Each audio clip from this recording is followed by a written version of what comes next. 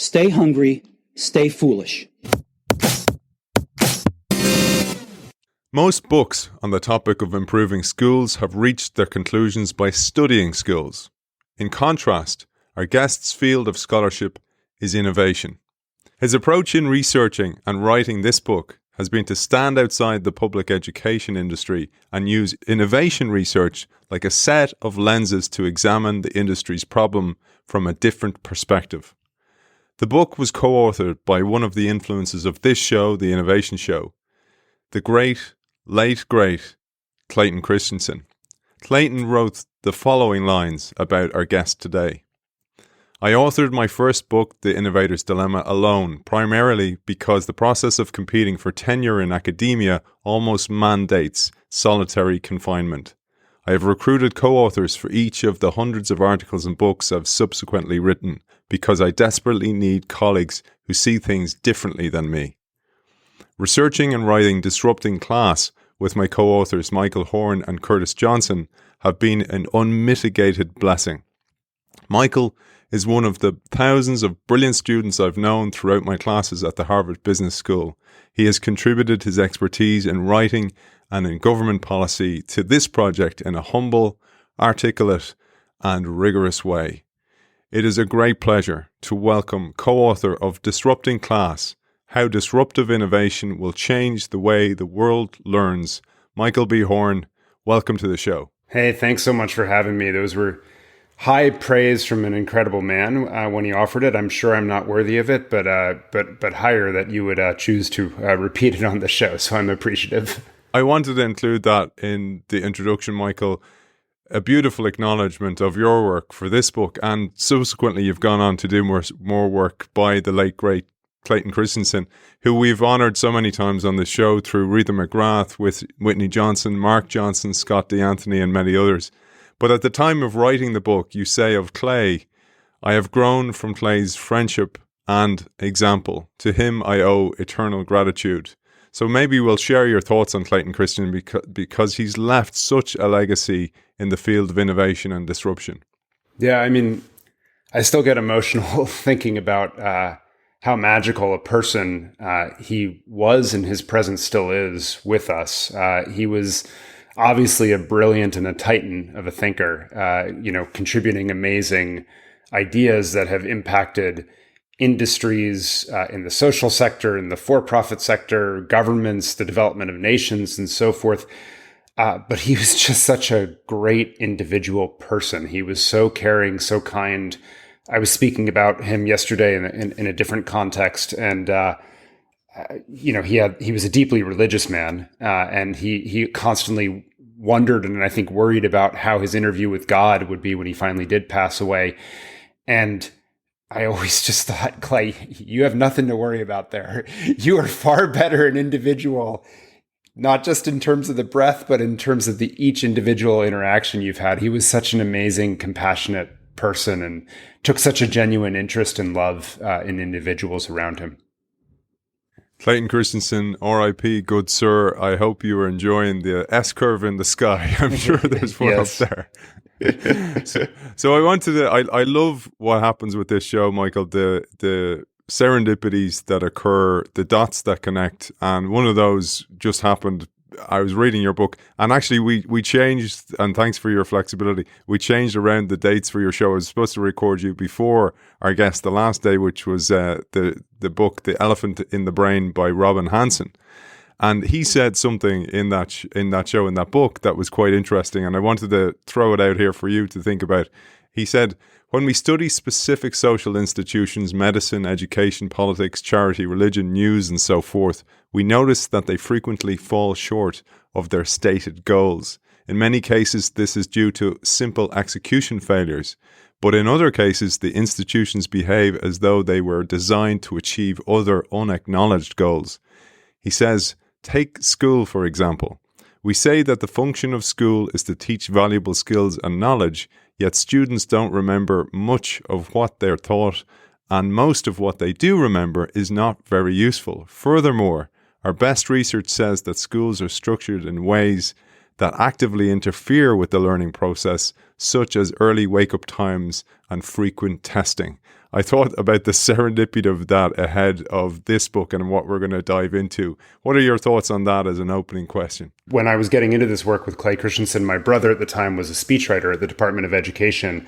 And as I was doing all this research for the book, I called him up one day and I said, I don't think schools were originally designed to optimize each child's learning. And he said, well, of course they are. What else would they be designed to do, right? And I said, no, I've been reading about this, and I think that there were lots of other purposes that they do really, really well. They were really intricately designed around sorting the population into different tiers, around mass education, making sure everyone got some of the basics, things like that. But they really aren't designed around optimizing each individual's learning for them. And, organizations, they really do well what they're designed to do, but they don't do things that they're not designed well to do. And my take on it has been, in the early 20th century, what schools were doing was just fine for society. We were still in the industrial economy, and they played a remarkable role in many nations' development and success. But in the knowledge economy in which we now live, they're wholly inadequate for the time where we need to really develop each individual's full human potential. And while I might quibble with some of the things, in that quote, like I think testing actually are quite important to learning, but perhaps not as we've done it, if that makes sense. And so I think it's right. Like, we don't have institutions that were built around the goals that society now has. And what's worse, perhaps, we don't have an obvious mechanism to change them, where sort of the schools would die off and new ones would replace them, given the way they're woven into the fabric of our society. I love the way you structure the book and the research, where these lenses through which we look at innovation. And for those people who think this show is just going to be about disrupting education, stay with us, because the way you articulate disruptive innovation and the theories of Clayton Christensen, the ones that you've brought to life through this book, are magnificent. So we're going to talk about that. But I also love the way you touch back into history and the origins of schools and how schools progressed and evolved over time, because there's great lessons in there for people who don't know and maybe not ever thought about it before, but it's really fascinating. But right at the start of the book, you call this out. You say, we have high hopes for our schools. While each of us may articulate these hopes differently, four seem common to many of us. They are: maximize human potential, facilitate a vibrant participative democracy in which we have an informed electorate that is capable of not being spun by self-interested leaders. 3, hone the skills, capabilities and attitudes that will help our economy remain prosperous and economically competitive. And 4, nurture the understanding that people can see things differently and that those differences merit respect rather than persecution. But, you say, we're not doing well in any of those 4. The reason I wanted to call that out is that you wrote this book behind me, brilliant book, 15 years ago, and you've been working in this field, you've progressed those thoughts, etc. How have we done in the 15 years since you wrote the book? Gosh, not too well, huh? You look at the world around us, I don't think we're doing particularly well on any of those, which is depressing. I think what we got right fundamentally in the book, and we can talk more about it, obviously, but, part of the book is the growth of digital technology in learning, right? And by and large, I think we were pretty accurate in the way we forecasted that would find its way into America's schools and alternative forms of learning that are not part of schooling.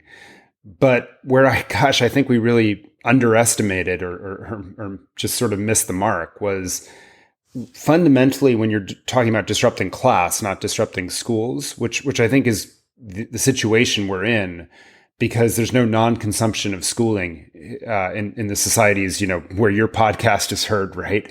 For the most part, in the US, the UK, New Zealand, places like that, right? There's full consumption of schooling. And as a result, disrupting class sort of meant we'll do disruption within a system, right? It's sort of a sub-disruption, change the classroom orientation. The problem is that when you start to make those changes, they're still responding to this macro system that is built around sorting and, averages and what percent got proficient, and these markers that are not optimized around each individual. So I'll give you a really clear one, by the way.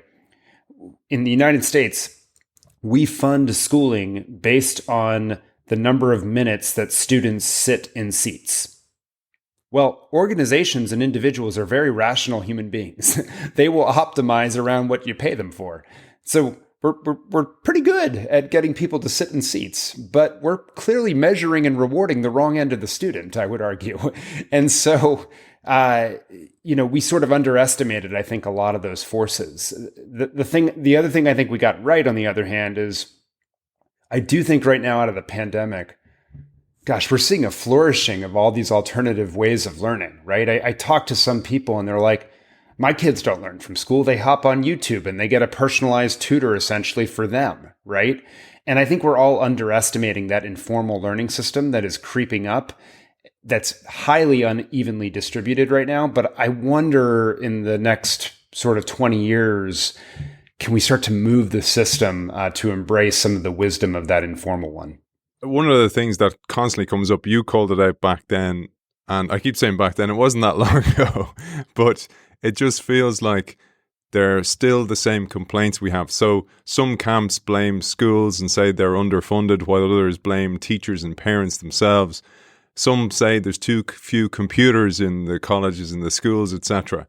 And I just wanted to call those out. What are you hearing now? What are the complaints people are making? Because we'll go into this being actually a systemic problem rather than being certain camps to be blamed.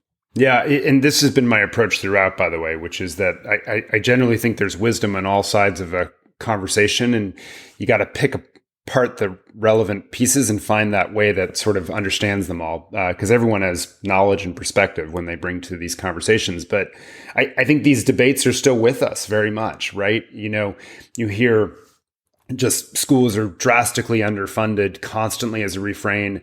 At the same time, I think we're pouring roughly $1 trillion extra in America's schooling right now from the federal government. That's going to amount to essentially a 25% increase in per pupil funding. On the other hand, you'll hear, well, we have teachers that are teaching the wrong things to kids. There's huge fights over the curriculum right now. Critical race theory being a big flashpoint in the United States, for example. How do we teach reading? All sorts of just food fights that get constantly flung around. And yet, in and of themselves, on any one of them, there are anomalies where you can point to something else where someone is getting good results in spite of the same circumstance. And you just say, I just don't think we have the full picture here. And it goes back, I think, to the system's doing what it was designed to do, but the world's changed. And therefore, all these food fights we're having, they're being fought on the wrong plane, if you will. We need to rise above them and realize the problem is far more, as you said, systemic and rooted in what this world of schooling was designed to do, and acknowledge that the world has fundamentally changed and we haven't yet met that moment. We're going to get into the whole mapping to organizational disruption as well, because that is masterfully done. And I know that was part of your architecture of this book as well, which you did a fantastic job. I wanted to frame some of that, the perils of success that we see with organizations, particularly when they have no competitors. And I often think about this, even in my own world with myself. I feel, we've a huge epidemic of obesity, a wave going across the world. Yes. And one of the things that a practice that I've taken on is bringing in optional resistance or optional struggle. So cold showers, ketogenic diet, fasting, all those things. We share more in common, by the way. I do all these things as well. No kidding. Oh, great. Yeah. But it's funny, isn't it? I think, like, I on a day like today when I'm doing a show, I don't eat at all. I just water fast, and I feel much more clear and less foggy brained, etc. But I just think that, and we'll build on it, because that's what organizations need. They need a little bit of struggle, a little bit of extrinsic pressure. And I wanted to bring this to education as well, because you make this case back then. I don't know if you'd started those practices back then, but you say just as we see with successful companies in countries too, like, for example, Japan, when it reached prosperity after World War II, an interesting phenomenon unfolded. In Japan, the percentage of students who graduated with science and engineering degrees declined. I'd love you to share this. This is a fascinating insight. Yeah, and I'll tell you, by the way, I wasn't into these practices back then. That was more like 2011 or so that I started to get introduced to this whole world of health and fitness, but and wellness more broadly. Which, by the way, incidentally, I've come to believe is a part of schooling that we also can't ignore increasingly. And so increasingly, I'm thinking about how do we merge these ideas, because I just don't think one or the other is going to get our society to where we need. But that's a digression. We can go there later if you want. But in terms of the Japanese observation and more broadly, as we studied sort of the rise and fall, if you will, of nation states, one of the things that we saw that was interesting about Japan was that their wave of growth was essentially fueled by disruptive innovation. So coming out of World War II, Japan was a decimated society, right? Just deep poverty and so forth. But there was a sense that if you studied science, engineering, and math, that you could escape poverty by being part of the companies that lifted Japan's fortune. So there was a demand for workers in companies like Sony, right, and the car companies like Toyota and Honda and so forth, all the electronics brands that they're known for. And all these companies started at the bottom of the market, classic disruptive innovation, your listeners will know, and got better and better and better over time, right? There's the classic story of Sony with the transistor pocket radio and so forth. And the R&D and so forth that was done, was employing people from Japanese schools that had committed to studying these subjects that helped lift them out of poverty, and it grew the entire nation. Now, the challenge, interestingly then, for Japan became once they had reached prosperity at the height, all of a sudden that extrinsic pressure to go study, science, go study something that's going to continue to push the country forward got stripped away. Now, there's some other dynamics with Japan in particular, the lack of venture capital and full employment and things of that nature. But put that aside for a moment.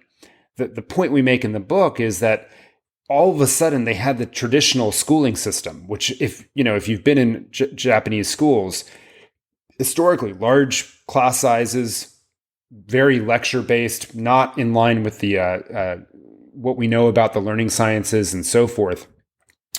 But it was okay because the extrinsic pressure was so high that it didn't matter how bad the education system was. A large percentage, not everyone, but a large percentage of students were going to work their tails off in after-school environments and so forth to just learn and climb up that economic ladder. But when they reached prosperity, they all of a sudden said, well, why do that hard work?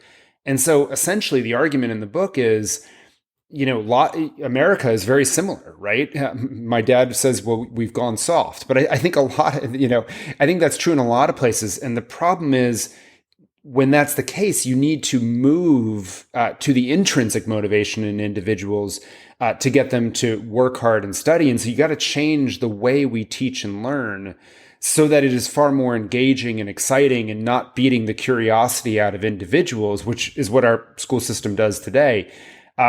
And that's the only way I think you can escape sort of the President John Adams quote that we include in the book, right? Which is President John Adams, second president of the United States, for those that don't know.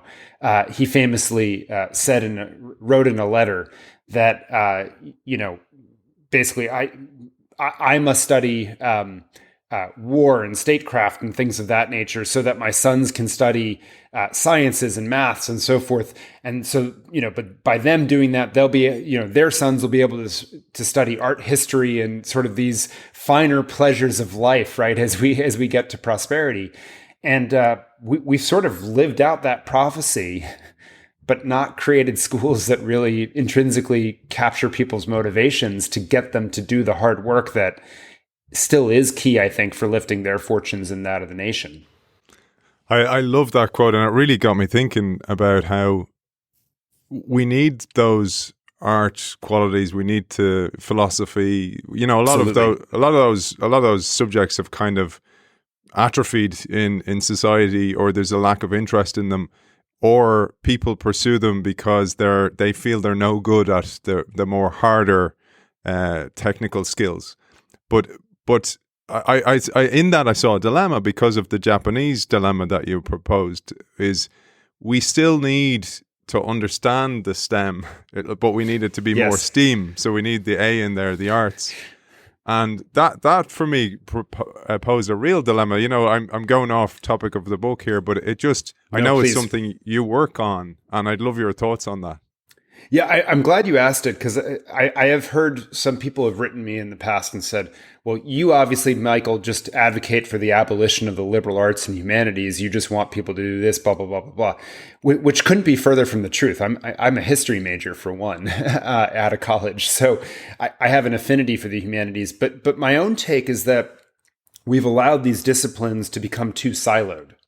And that really we need digital skills and technical skills and sound understanding of science, but we need to blend this with the wisdom from philosophy and ethics and things of that nature. I mean, if you think about artificial intelligence and machine learning, those algorithms are still fundamentally created by human beings. And if we don't have really rich conversations about trade-offs in those algorithms or biases or really interesting philosophical points, we're going to mindlessly create things that lead us to a track that we're not so excited about at the end of it as a society. We already see that right now. And so in my own mind, both of these are sort of, it's an and conversation, not an or conversation, if you will. And we need far more where you have a base level of technical skill and you have this grounding in what the humanities has brought us. I think a deeper understanding of history and philosophy and so forth is incredibly salient to the conversations we're having in today's world. Amen, brother. I'm so on the same page as you, particularly as you say in this world of artificial intelligence, which, as you highlight in the book, and technology is increasing at this exponential rate of change that's going to catch, like it does so many organizations, off guard. It's going to catch us off guard, us as the working force as well. You mentioned there the intrinsic motivation, and a key step you say in making school intrinsically motivating is to customize an education to match the way each child learns best. As you explain in the first chapter, schools' interdependent architectures force them to standardize the way they teach and test. Standardization clashes with the need for customization in learning. I love how you put this chapter together because it's so useful for understanding standardization and modularization in organizations as well. It was probably the hardest chapter of the book to write. We wrestled with it a lot. And the basic argument, right, is that in the early years of any industry, a deeply interdependent architecture is very important. And interdependent meaning the way you make one part depends unpredictably on the way you make another part, and vice versa. And if you hope to do either, that organization in a proprietary way wraps their arms around both. The classic story I now use is IBM and the mainframe machines. When they first built mainframes in the 1940s and 50s, they couldn't just be the assembler and seller of those machines because no one out there made reliable core memory, logic circuitry, operating systems, and so forth. And so they had to literally integrate backwards and do all those things. Brilliant. Except there's a trade-off, right? So it maximized performance, which was critical in the early years of those mainframe machines. But the trade-off was to have a customized IBM machine, you literally would have to redesign everything holistically, which meant, it would cost several $1 million to get a customized version of a mainframe. And as a result, it didn't happen, right? But as we start to understand how these parts work and function and connect to each other, you can create standard interfaces that allow for considerable customization in any of the different parts. And so, and that allows for fast customization. Dell personal computer or the Linux operating system would be sort of the classic examples of those. Dell, where you could just jump on a website, specify how much memory you wanted, what kind of disk drive you wanted, the monitor, et cetera, et cetera. Dell didn't make any of the parts inside. They just quickly snapped them together in well understood ways and then shipped you out within 24 hours a very affordable, customized machine. And as we look at schooling, what we see is that there's certain kinds of modularity in terms of the class structures and things of that nature. But there's deep interdependence with time in particular, but also the sequencing of learning that is tied to an individual's age. And as well as, frankly, with the staffing model of the teacher being responsible for delivering all the content and standards in a particular given year. And as a result of those interdependence, we create a system that is deeply standardized in the way we teach and test. But, the challenge with that, as you know, is we all have different learning needs at different times. Like, we don't learn at the same rates. We don't learn at the same paces. We learn through different pathways. One analogy explains it to you. Another one explains it to me. In the book, we talk a lot about Howard Gardner's theory of multiple intelligences. Bunch of people in the world push back and say there's not really empirical evidence for some of what he claims.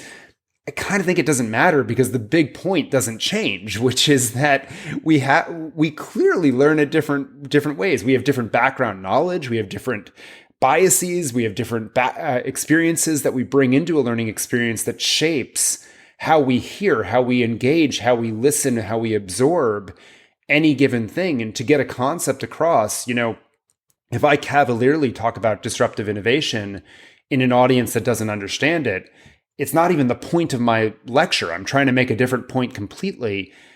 The audience just gets fixated on that word disruptive, and they don't even hear the rest of what I say.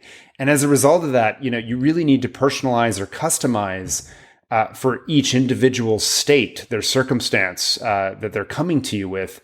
But like we say in the book, just in these ways that the school system is interdependent, we're forced to standardize, and the only way we can customize in today's system is by hiring a tutor for every single student, which is prohibitively expensive for the majority of us. I love that. And, you were so helpful to me. I have a practice of writing a weekly article, and I was writing my article last week as I was reading your book, and I was trying to get my head around the concept of fractals. And I went, I'm gonna take Michael's advice here. So, because I was looking at the Mandelbrot, equation, all this kind of real mathematical terms. And then I remembered also a show a few weeks ago with George Lakoff, Metaphors We Live By. And he was telling me how poetic and beautiful art was, or mathematics was. And I was like going, really? Okay. So I went to YouTube and I found the most brilliant metaphors for it. And then I thought actually of how a tree or a piece of broccoli is essentially a fractal. Like, you just break off a piece. Totally. And I was like, that makes sense to me. That makes sense to the way I learn.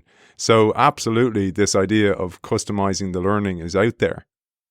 Yeah, and it's interesting. I mean, I relate that then to me. When I was in college, the last math class I took was multivariable calculus because the faculty member who explained it who taught us, I remember Green's theorem was the one that I got stuck on. I don't remember what it means, but I just remember he would just sit up there and just sketch something on the board and just say, Green's theorem, very important, make sure you learn it, over and over and over again. And I looked at the book and I looked at his, gibberish on the chalkboard, and it just did not make any sense to me. And I realized I needed back then some sort of simulation or video or something that would have allowed me to conceive of the multivariable calculus and the multiple dimensions, right, visually. But that didn't exist when I was in college, right? We didn't have Khan Academy or YouTube where you could jump on and just find a video that would have changed the way you saw it, right? And as a result of that, last math class I ever took, I think I turned out all right despite it, but you just sort of wonder what wasted talent are we leaving on the cutting room floor for these individuals that conclude much earlier in life. Fourth grade, I'll never get math. I'm not good at math. Blatantly not true. But there's some gap. There's something about what your background experience is or the way you learn that just isn't adding up to what's being thrown at you. And if you could just fill in that gap or show a different example or a different metaphor or whatever it might be, metaphors, and just as in politics, the right metaphor is amazing at explaining concepts. And so if you can get the right one that lands with your background knowledge and your experience, you can teach things, but you just need that opportunity for that customization. And most schools, because we're built on this factory line where you just got to keep marching down. It's October 15th today when we're recording this. I don't know, you were born in the year of the lamb, maybe. Therefore, you're going to be learning this concept and then we're going to move on tomorrow. It's insane. It's literally insane. Yeah. And it was so helpful. You're after making me spark a thought now where I'll jump slightly ahead. You were talking about this, right? So now we understand what you were talking about coming, which was the world of modular learning or online learning, the availability of classes in any subject in the world. But you gave a great example. And just to echo your point, I played professional sports and I was always getting injured because I wasn't that talented, but I was disciplined. So I was always overtraining. And I didn't have YouTube to be able to guide me and go, here's a program. A couple of me and a couple of other professional players gathered together and we paid this expert to have a phone call with us for an hour. And we paid him something like €300 each at the time. And for an hour. And that's what you had to resort to back then. But there is no excuse at the moment for the amount of content out there. But it is a mindset that needs to drip into mainstream thinking. And I say that to say one of the examples you give was a school in a underprivileged area in the States where there was a teacher and he was knocking it out of the park the way he taught a certain subject, so much so that all the authorities thought the kids were cheating there and they retested them and they all achieved again. This is a brilliant story. Yeah.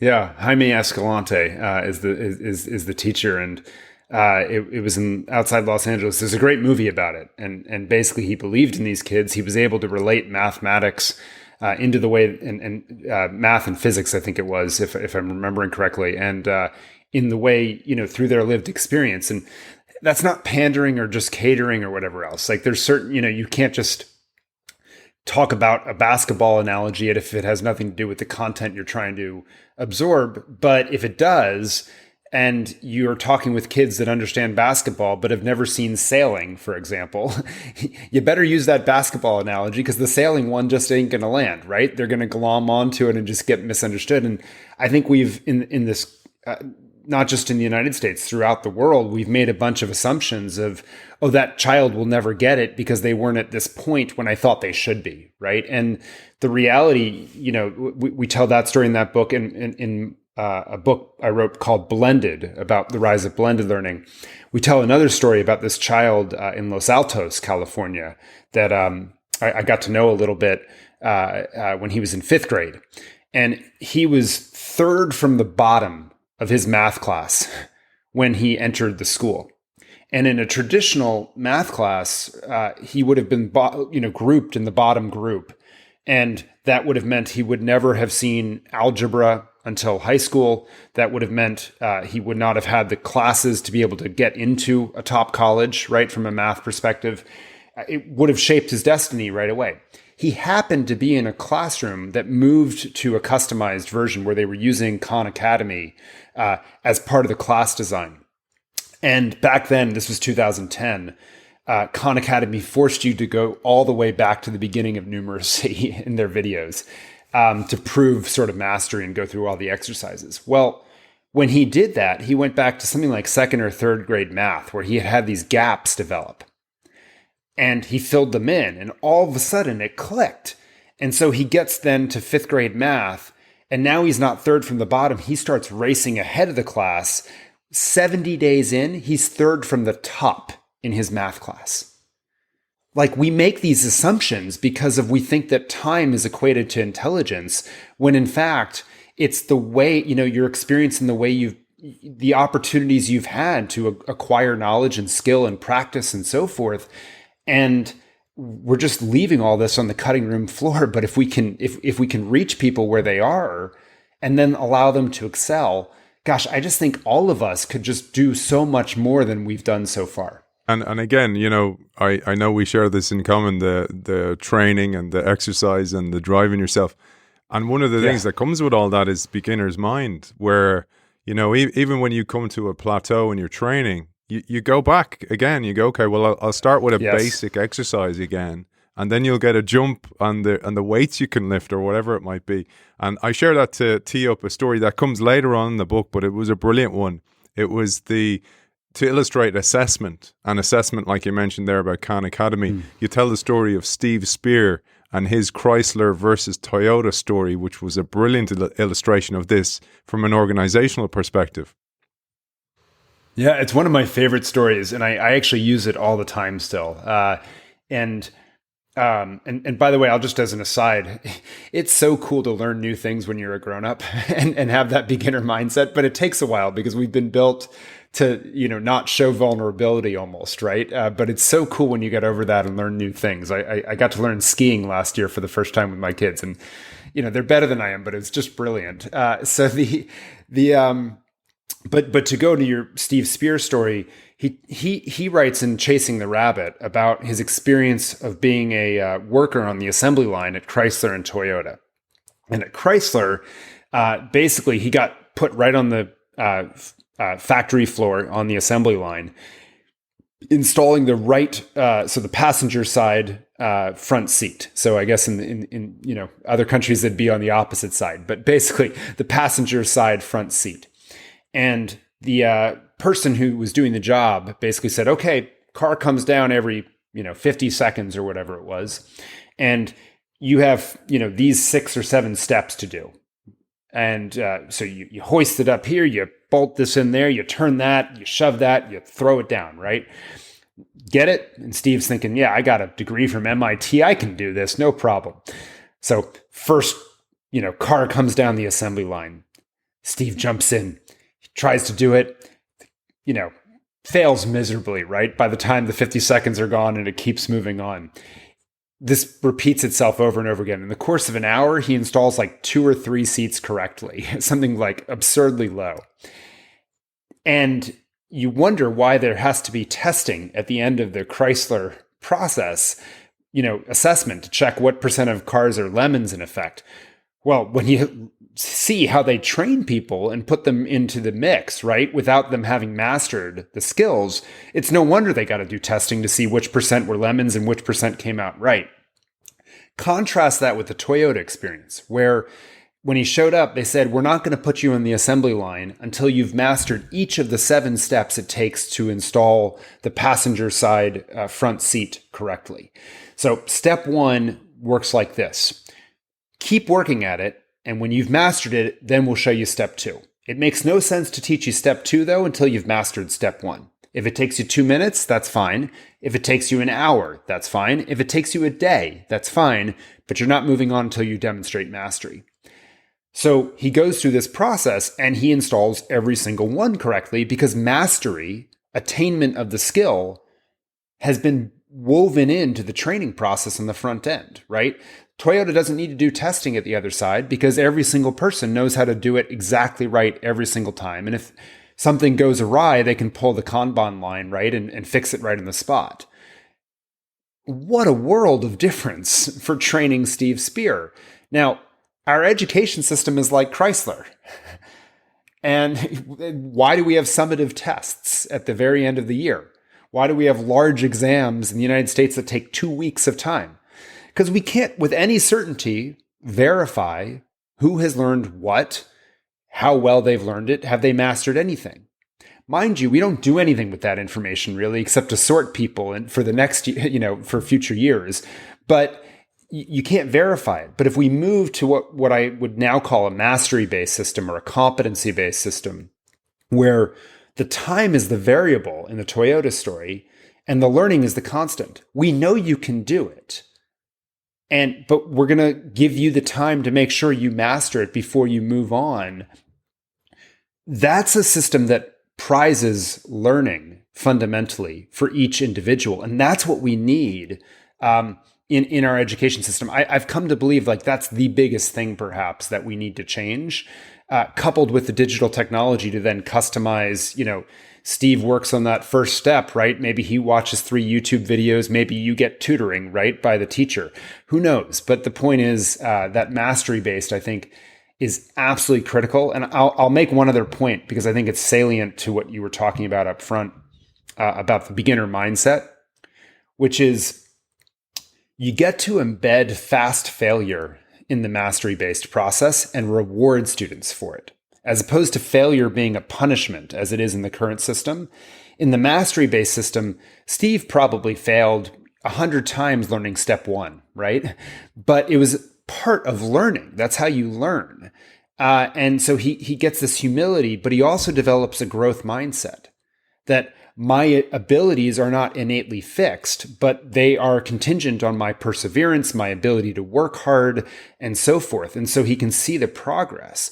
So right now we talk all about perseverance and grit and growth mindset and all these buzzwords in education that we know are important to developing individuals that can be continual learners, that can have curiosity and so forth. But our education system systematically does not reward you for any of those things in the Chrysler, right, way of doing things. And so teacher can talk to their blue in the face, but at the end of the day, we know actions speak far louder than do words, right? And so, the mastery base builds in all of these characteristics into it. And the time-based one, the current factory-based one based on, the Chrysler of the world doesn't. And I would argue actually beats it out of kids because it says, actually, it doesn't matter how hard you work because the next car is going to come down the line tomorrow and you'll get it, and then we'll do that. And turns out it doesn't matter how hard you work on that one either, because then the next car will come down the next day after that. Oh man, I'm glad. I usually show it when I put out the video on YouTube. I have sometimes a split screen. I'm not going to show myself because I'm like one of those nodding dogs on the back of people's cars. So I'm not going to put anybody through that pain. But you were saying about the. We wait till the end to measure people, and then it's kind of, oh, you suck at these things, and then I get this Gollum effect where I think I'm no good at it, and that becomes a self-fulfilling prophecy. The teacher then sees it as well, and there's that Pygmalion effect of, oh, these guys are good and these guys aren't. I thought about that in an organizational setting. Feedback reviews. We wait till the end of the year to tell somebody, oh yeah, Michael, you've been doing this wrong for months. And you're like going, why the hell did you not tell me 6 months ago and I could have fixed it? And because you're totally unaware. That was one thought that sprung to mind. But the other was something you say in the book, and this is about the call it neurodiversity rather than multiple intelligences. Everybody learns different based on their backgrounds or their experiences, etc., or what resonates with them. We both share the health and fitness part, so lots of thoughts from that experiences we've had can map to organizational change because we've had the experience.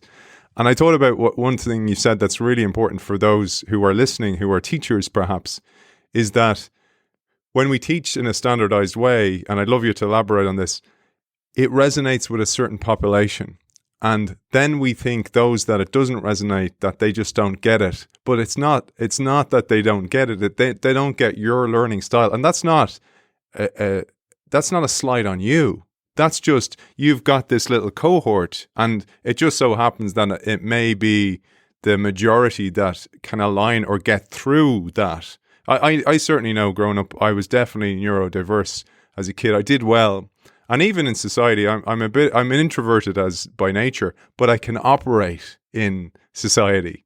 And I'm lucky in that respect. But I know that so many people can't. And when they can't, they feel alienated. They feel there's something wrong with them. And that's what's really broken. Totally agree with everything you just said. And the neurodiversity is such a good word for it. And, we know that there are intrinsically and extrinsically, motivated people around different topics, right?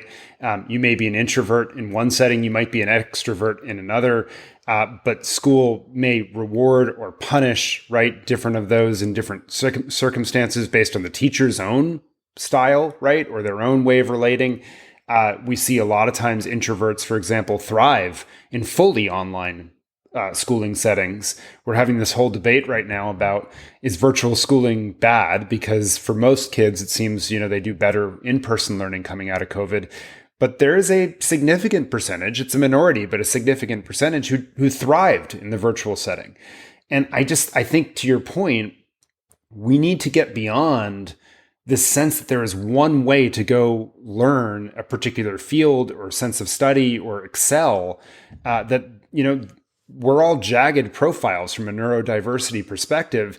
And we're probably going to all follow different pathways to some degree. Maybe we weren't going to leap into calculus without mastering addition first. But, by and large, there is actually a lot of fluidity in how we can learn things that we need to do a much better job of embracing. And to your point, an individual teacher can't possibly cover the range or breadth of that, which is why I think we just need so many more tools. And that's what technology does for us now, is really brings teachers and learning experiences and well-designed learning opportunities from a variety of analogies and perspectives and backgrounds and visuals and so forth that you can now draw on. And frankly, the learner can drive him or herself. And that is tremendously exciting, by the way, to give learners more and more control, where the teacher moves more and more to that role of coach. I'm helping you not overtrain right now, but you're going to find the methodology that works best for you. I'm thinking of David Epstein's The Sport Gene right now, right? Certain people, if you're constructed in a certain way, you're going to be better at high jumping with less reps. Someone else might need more reps. But how do you construct that right for you? Coach, who's an expert, really valuable in that, but you are going to have to play and tweak and find the right learning for you. And teaching learners to own that is going to be a benefit in their schooling. It's going to be a benefit in their professional lives. It's going to be a benefit for employers to be able to know that your employees know how to constantly relearn and upskill and learn new ideas and grow in their own careers and lives. That's tremendously important. I was thinking about how the role technology can play in that. Like, it's like each one of us sees through a kaleidoscope, so we see a very different view from everybody else. And then what we're looking at is like a patchwork quilt, and certain colors will appeal to us, etc. But essentially, AI, artificial intelligence, can be the matchmaker to go, well, this works for you and this works for you. And it's not to label us or put us into certain buckets, but it's helpful for us to go, that's how I learn. And if I know that, and then the teacher, for example, can facilitate that. It's just like you mentioned medicine or healthcare. And when you think about what artificial intelligence can do for that, it frees up people who work in healthcare to be more human, for the human skills. And you give this perfect view of a future school where there's a teacher in the class, perhaps it's a Japanese class. Everybody's wearing noise-cancelling headphones, and the teacher in that world, because it's technology-driven, it plays a very, very different role. This is a utopian view, but also very feasible, and one that will make sense today. Maybe not so much 15 years ago when you wrote the book.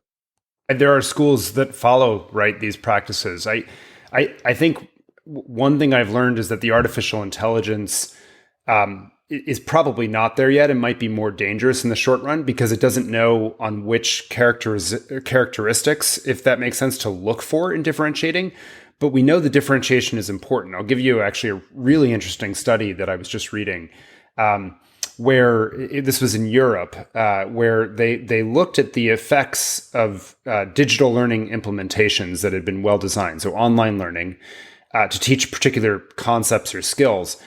And they noticed all the effect sizes were hovering around like 0.1, 0.2, which for those who aren't super versed in the research, that's meaningful, but not significant. And so then they looked beneath the averages, and what they saw was that there was a cluster of people who were like 0.7 effect sizes, which is humongous in education.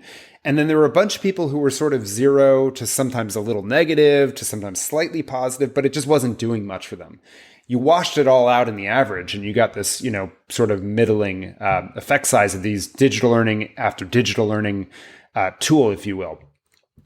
Well, this guy had a background in genetic types, and so he realized that certain people with a certain chromosome, and I'm going to mess up the full science of it, to be honest, but essentially more predisposed to having ADHD For those people, rapid feedback that digital learning in these tools provides, enormously helpful. For those of us that don't need so much stimulation, it was actually exhausting at a certain point. It would overtax us, if you will. And so you'd start to tune out from it. And so if you gave the digital learning to those that were more ADHD, which you don't need to do a genetic test for, you could just sort of observe as a teacher and say, I think you're going to do better with this. You saw huge gains in the learning, and a more standard way of learning actually worked better for a whole set of the class than the digital techniques being at that time being used.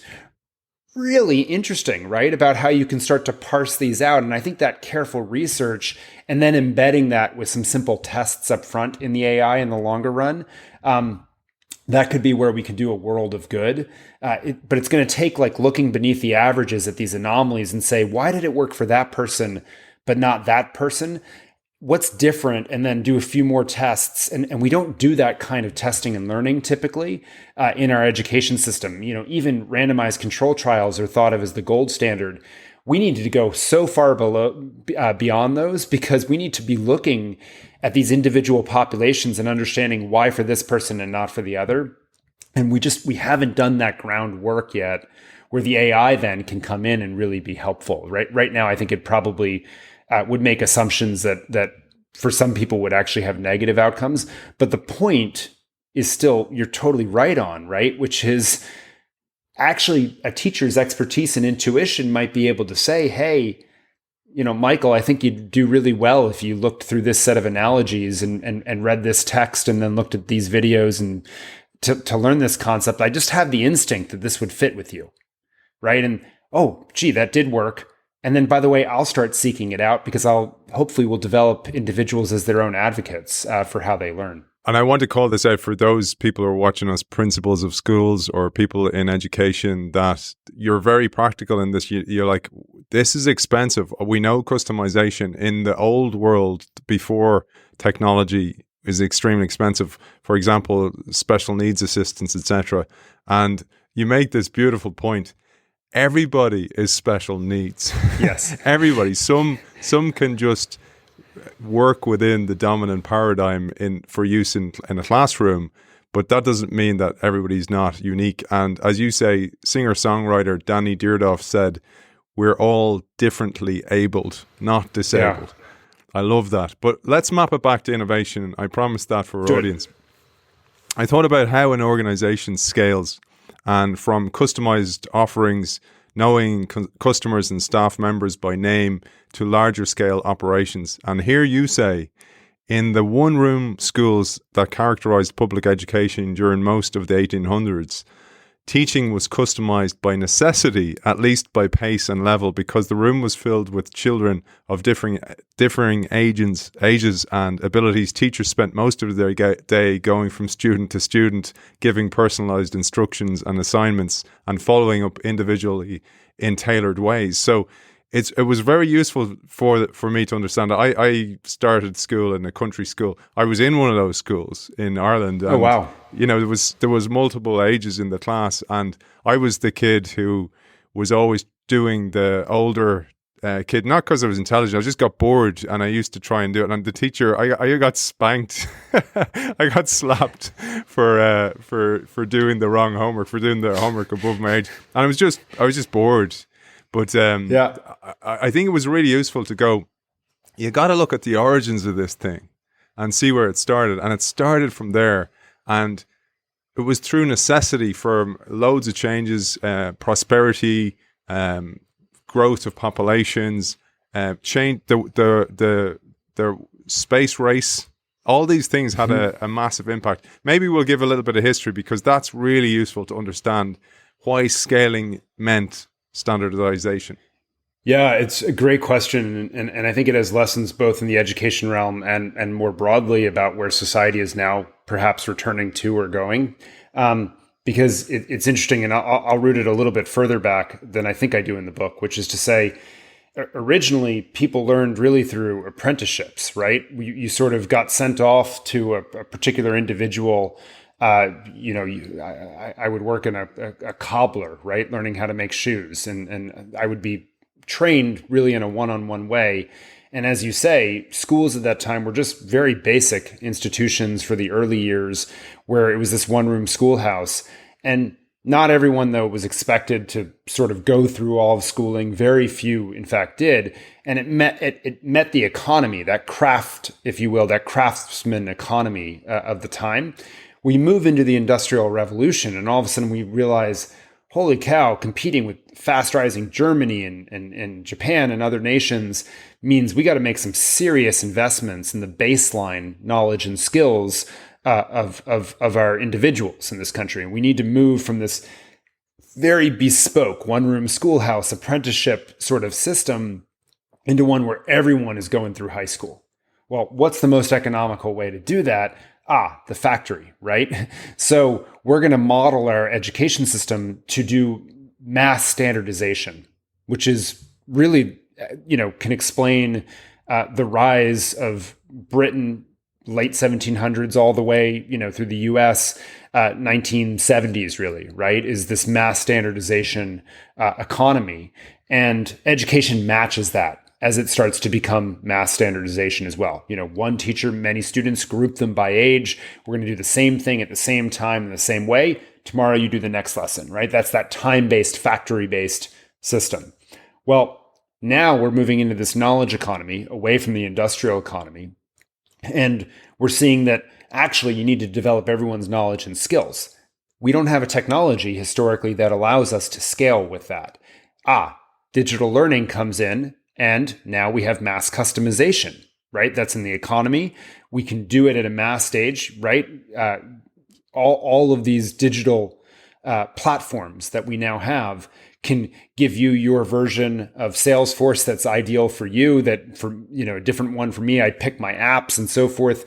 My Facebook feed looks dramatically different from yours, et cetera, et cetera. And we need the same revolution in our education system, where we still have the mass part in the sense that we are going to educate everyone. We are going to reach everyone, but the scale now can use the technology to extend the benefits of that one-room schoolhouse and apprenticeship model, but to every individual. And that's the real notion is, again, I can be learning on that computer program Japanese at the path and pace that makes sense. I jump on a conversation with a native speaker somewhere else in the world, right, virtually, and then we go, and then I jump into Duolingo and I do some quick, skill practice, and then I come back into a conversation. And yeah, there's a teacher still there, because teachers are really important to be that coach and that guide and that expert alongside of you. But they're not responsible for delivering the customized plan for every single child or teaming up. Like, we're able to use these marketplaces and digital repositories to create that mass customization and different pathways. And so in many ways, I think, this is a story of society evolving and the economy evolving to scale ventures that go from customization to standardization back to customization. And now we're doing the same thing through our education system. One of the things that had a dramatic impact, is that apple cider vinegar you're drinking, by the way? I already had my apple cider vinegar this morning. This is the kombucha now. Good for the gut, my friend. Good for the gut. You're just nailing me left and right here. I feel like I'm. I was going to say you need to drink it through a straw. That's all. The way. Yeah. So you don't get the enamel on your teeth. Yeah, exactly. Yep. You're ahead of me, man. You're ahead of me. So let's go to disruptive innovation, because this is, or by the way, for our audience, there's 9 chapters. We're just going on to chapter 2, and I skipped so many questions in chapter 1 because this chapter 2 and 3 are so good for people who are working in organizational change. It's a refreshing way to look at disruptive innovation. And in this chapter, you use the theory of disruptive innovation to show how schools in the United States have constantly improved. And this is throughout the world. The schools have improved. And again, you and I, we're not slamming people in education. In fact, it's not quite the opposite. It's here's knowledge and hopefully some metaphors and ways of thinking about it that will help you see it the way it has evolved and through the lenses of disruptive innovation. I'd love if you'd start here with a brief overview of sustaining versus disruptive innovation, because I never get tired of hearing the varying descriptions here. We had your former colleague who speaks so highly of you, Michelle Weissa, on the show before. Oh, she's wonderful. She said the same about you, and she gave us the beautiful story of Toyota. But I'd love your version of the sustaining versus disruptive innovation. Yeah, my quick story on it is that disruptive innovation fundamentally transforms a marketplace by bringing products and services that are more affordable, convenient, accessible, and simple, where before the dominant paradigm is more centralized, inaccessible, complicated, and expensive, and leaves out a whole set of people. And so, the classic story in my mind is the computing one, right? Where the IBM mainframe, we talked about that earlier, comes in at, $2 million to own a mainframe machine. The majority of us don't have access to computers. Fast forward a bunch, we have, DEC and the mini computers, and then Apple personal computer.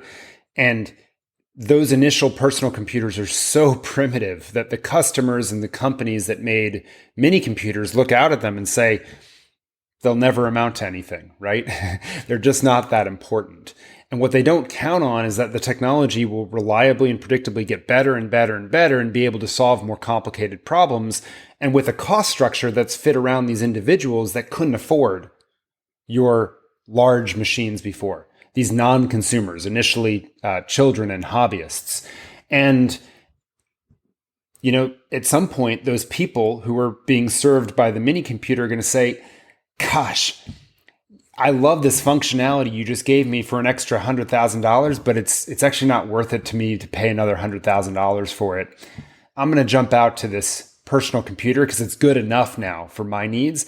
And one by one, people migrate out to this new disruptive innovation. And that's how transformation occurs. It's not a revolution that we say, stop doing this and everyone move over. It's on a one by one basis. We make the decision that this new thing is good enough, right? And I like the affordability, convenience, accessibility, simplicity now that it's bringing alongside it. And that's fundamentally the process of disruptive innovation. It's so tricky for the incumbents to catch it because from their worldview, it doesn't make sense to make something that is going to bring less profitability as they're measured, that is more primitive, that can't serve their existing customer base. And so there's almost never a decision point at which it makes sense for them to jump out. And so disruption is really a theory of competition or even just game theory at its root.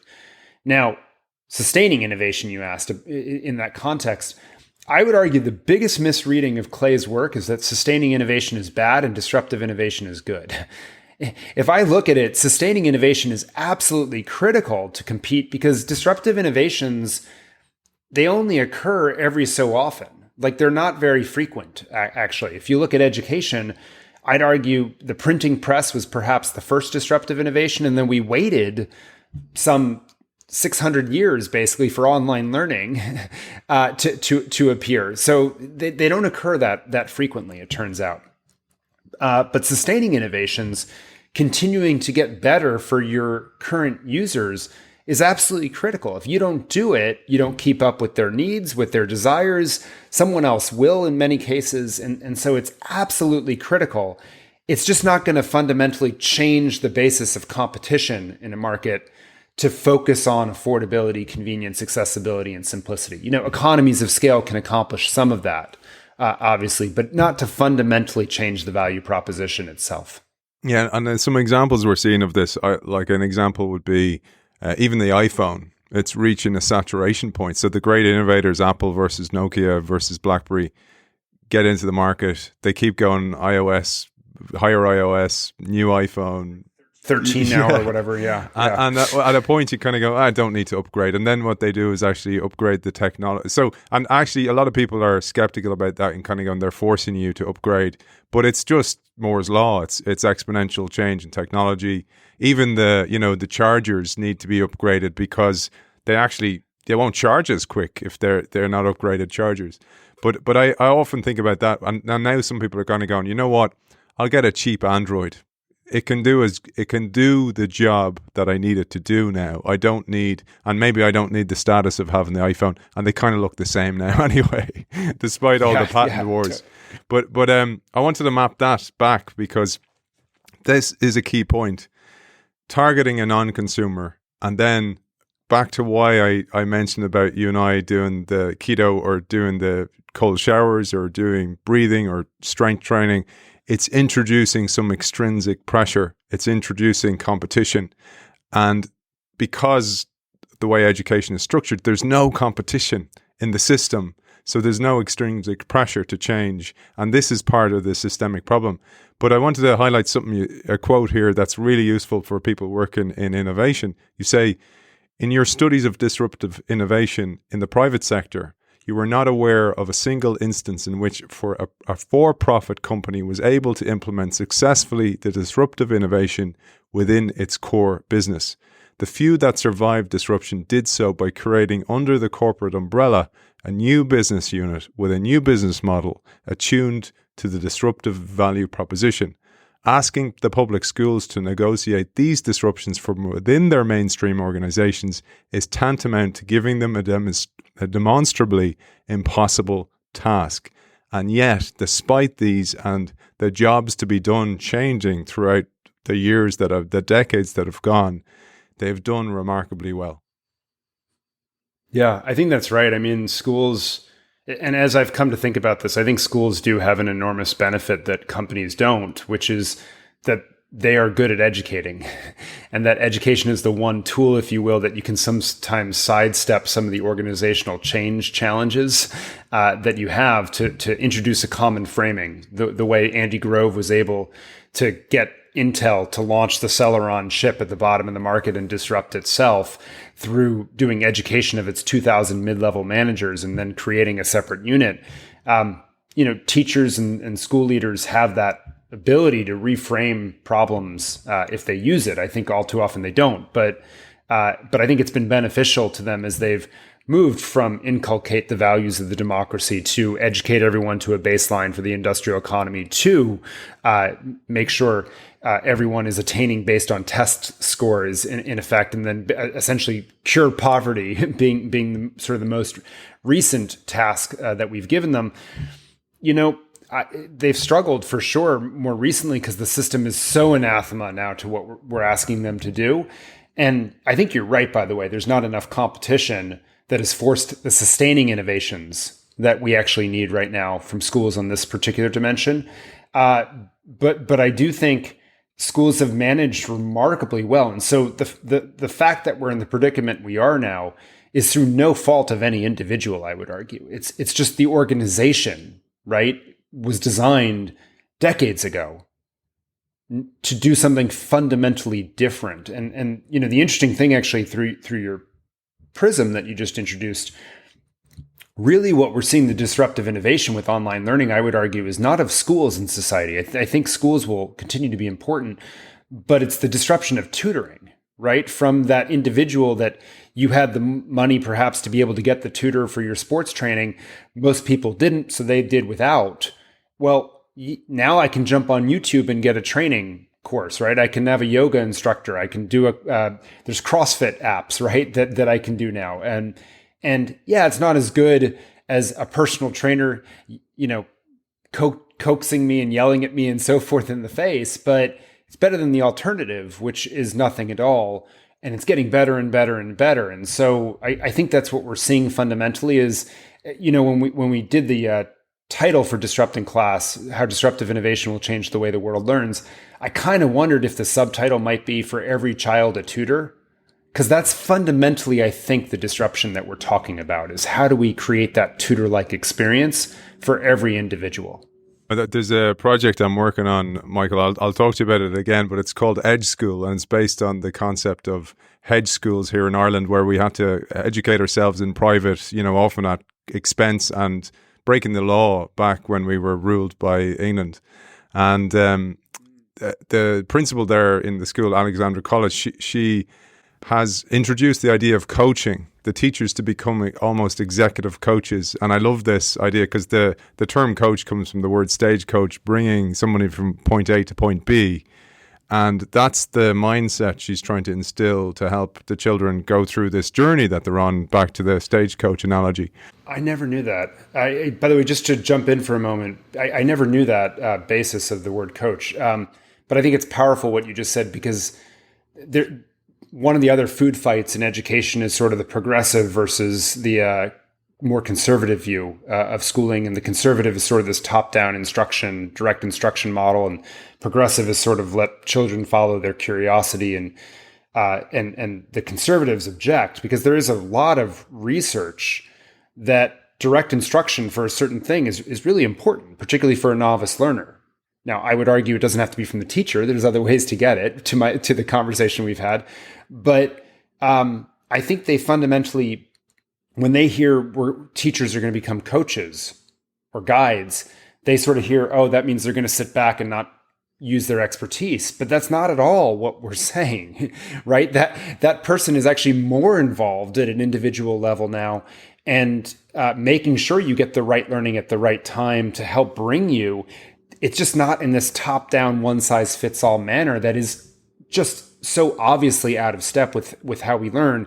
I'll give you one other analogy, by the way, on this, which is, gaming, the whole industry of gaming. They basically have built it around a magic formula where if the individual who's doing the gaming succeeds, something like, I'm going to, again, mess up the exact percentage, but it's 92.x% or 93.x%. You want them to succeed in the game roughly that amount. And the reason you want them to succeed that much is you want it to be not 100% where it's just too easy that they grow bored like you did in school and they just like, forget this. But you don't want it to be too hard that they conclude, I'll never get it, and then they tune out. But if you get that sweet spot, you hook people to keep doing. And that's what we got to do in education as well. How do you find that? And there's research around this, the zone of proximal development, it's called. How do you get at that sweet spot where the thing I'm learning, it's just above me, but it's not so hard because, humans are lazy. We don't like to do lots of hard work, that I'm just going to say, forget it. But it's also not too easy that I'm just going to say, well, I'm bored, I'm tuning out, right? And we don't hit that sweet spot for individuals, but this is what this is really all about. It's dopaminergic. It's like that, Yes. Getting a permit, set the bar just high enough to achieve, not too high where you'll fail and feel like a failure. Michael, just want to check in with you. Are you okay for another 10 minutes? Let's do another 10 minutes. Let's do it. Let's map all this back to organizations again, because thinking back to the origin of the school and the way society has asked schools to do different jobs. We mentioned, for example, a space race. When the space race happened and the Russians beat the Americans, America declared it was an education crisis. So more pressure on the schools, different elements of pressure, more people went to school, etc., etc. Then you had less racial segregation, more education. So the systems got crammed. But ultimately, it was the same starting point, and it was hard to break that paradigm, just like it is in organizations. And there's a paragraph I pulled that I absolutely loved. It's much, much later in the book, but it mapped back to this earlier point. You said, over a time, as a result, the relationship between the design of an organization and its products gets turned on its head. The structure of the organization now determined the architecture of its products. This change in the direction of causality occurs in every successful organization. When the task simply is to improve individual components, sustaining innovation, the organizational structure facilitates these improvements. But when a system needs to be fundamentally reconfigured, an organization's compartmentalized structures impedes the work it must do. Therefore, innovating managers must ensure that the company's team's structures are tailored to the nature of the task. And to do that, they often need the tool of separation. I absolutely love that paragraph, brilliantly phrased, but this is the same for education. 100%, right? And the analogy, just in the corporate world, I did a stint at America Online, AOL, and I was responsible for pushing out the AOL Pictures product, which I suspect none of your listeners will have ever heard of.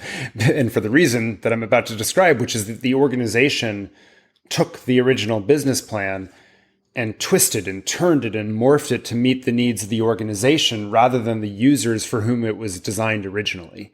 And those were at odds with each other. And so, when marketing and finance and sales and everything said, just make this change, just make this change, just make this change. By the end, it met the needs of the organization to sustain itself, right? As opposed to, and that's happening in schooling as well. We really need the tool of separation as a result to rethink what are the pieces and how do they fit together. It's one of the reasons I'm very excited by the trend right now of micro schools and learning pods that have popped up all around the world in the wake of COVID. They were here before COVID, but they've grown, just significantly since we've had to do this. And what I think it's going to tell us is that certain individuals, they need just a lot more supports that support them way back in their lives around health and fitness and mindfulness and sleep and making sure that their parents know to do their work and more hours of care because their parents need to be working and so forth and so on. And other kids are way overserved on those dimensions. They come from families where that would be feeling like way overreach, and they need a very different architecture, right? As a result of that. I think the learning actually, because the digital piece can be common through much of this, but all the other things that I think are so important for learning probably need very different architectures that are not based on, honors class for social studies in ninth grade or something like that versus regular or remedial, but much more around this full set of services and how we integrate them to support learners is the rethinking I think that we need right now around this. And just one more plug, because we're clearly jiving off this health fitness thing. There's a lot of research that shows after you do 30 minutes of exercise, your brain is far more primed to learn and absorb information and so forth. No one offers, that's not true. The majority of PE, physical education classes in schools, though, are not designed as part of, integrated with the fabric of the learning to create this virtuous circle. What would it look like if we were intentional about that? And we said, hey, you've just been sitting for an hour, go run 3 laps and then come back and we'll do a little bit more, right? What would that look like? What if we talked about, hey, you could eat that sugary snack right now, but really you're just going to get the spike and the crash afterwards, right? And it's not going to sustain you over the long run. A slow carb plus some fat would do much better, right, for your brain right now.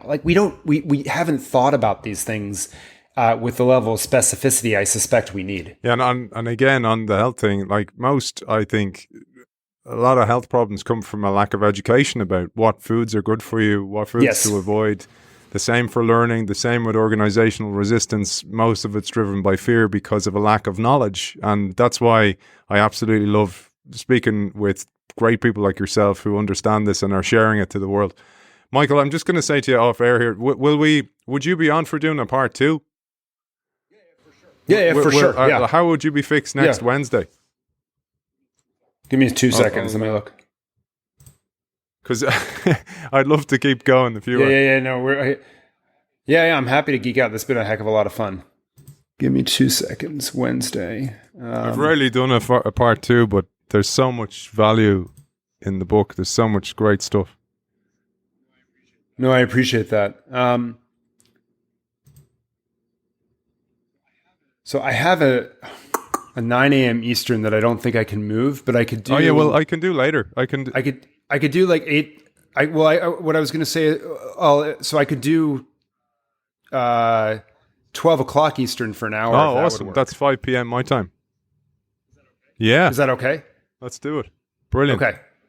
Because I'll read the bits I didn't get to then, and maybe we could do a bit more on iPro and that kind of stuff as well. Yeah, perfect. Okay, so I'll do a wrap up now, and I'll announce that we'll do a part 2. Thank you, by the way. Thank you so much for that. Okay. Yeah, absolutely. No, this has been really great, fun. man. So just to catch you up there, Michael and I had a chat off air. We're going to do a part 2 because we're only on a little bit into chapter 2, and there's 9 chapters of pure gold in this book. It's behind me here, Disrupting Class. It's an absolute must read for people working in education, working in change, working in technology. There's so much wisdom interwoven. It's like a Gordian knot of knowledge of these three great authors. And Michael's kindly agreed to do a part 2 with us next week. So, Michael, for now, I'm going to say thank you so much for your time, your wisdom, for writing this book, for your humility, everything. It's been an absolute pleasure talking to you. Michael Behorn, author of Disrupting Class. Thank you for joining us. Yeah, thank you so much. This has been a blast.